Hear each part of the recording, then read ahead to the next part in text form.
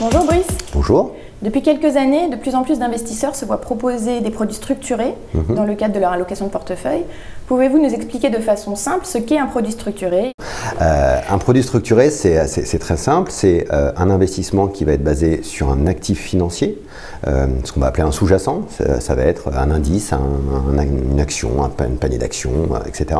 Un actif financier coté, dont le principe est d'offrir par rapport à cet indice un cadre contractuel.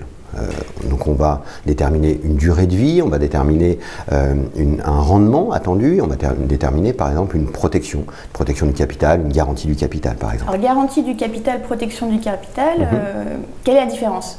Alors, dans les années 2000, on proposait beaucoup de produits à 100% capital garanti. D'accord ? Donc il y avait un produit qui disait 100% capital garanti plus 100% d'indexation sur les marchés européens.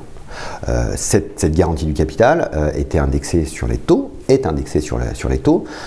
Aujourd'hui, les taux étant trop faibles, on ne peut plus proposer des produits à capital garanti sur des durées courtes. Donc on est obligé d'aller sur des durées très longues et on n'est plus du tout dans l'intérêt du client de lui proposer des produits à 10 ans, à 12 ans, à 15 ans. Voilà. Donc on essaye de réduire les durées d'investissement et de non plus aller sur des produits à 100% capital garanti, mais sur des produits qui sont protégés, qui protègent le capital.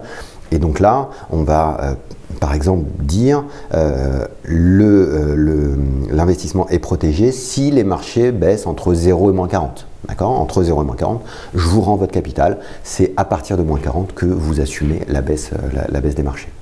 Donc si je comprends bien, les principaux éléments à prendre en compte quand on veut sélectionner un produit structuré, ça va être la durée d'investissement, le gain potentiel et la garantie du capital. La garantie ou la protection du capital, effectivement, je rajouterais un quatrième élément qui est important, c'est l'actif sur lequel je vais m'investir, le sous-jacent, on en parlait tout à l'heure. Est-ce que je préfère être investi sur le marché européen, sur l'or, sur le pétrole, sur les marchés mondiaux, etc. Voilà. Donc effectivement, je reprends ces 4 points qui sont effectivement très importants. La durée d'investissement, le rendement attendu, la protection et le sous-jacent sur lequel j'investis. Il y a aussi une belle diversification, vous venez de le dire, mais est-ce qu'on a des risques? Ah, les risques, il y en a toujours, c'est pas une martingale, bien entendu. Il y a un risque suite à la protection du capital, on en a parlé tout à l'heure. Si je suis en dessous de moins 40, à ce moment-là, j'accuse une baisse de mon investissement, effectivement. Et puis le deuxième risque, c'est je confie mon argent à une banque. Cette banque, il ne faut pas qu'elle fasse faillite.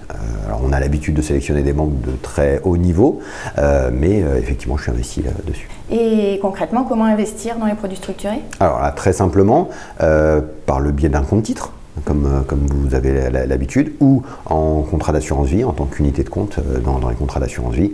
Là, dans tous les contrats, vous pouvez le retrouver. Très bien, merci Brice. Merci à vous. Je vous propose de nous retrouver pour une prochaine vidéo pour parler justement des autocalls. Avec plaisir. On parle beaucoup aujourd'hui. Avec plaisir. Merci, au revoir. À bientôt.